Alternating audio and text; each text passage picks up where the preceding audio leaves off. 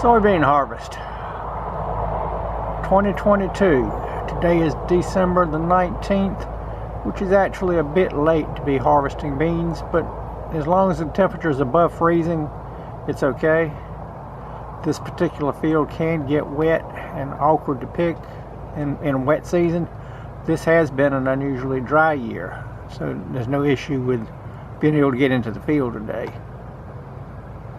This is a dusty job.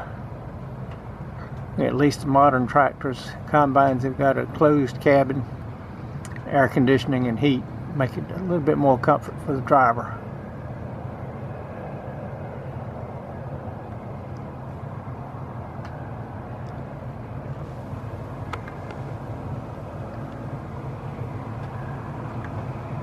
And we've got a tractor on standby to trailer to put all the beans in after we get through picking.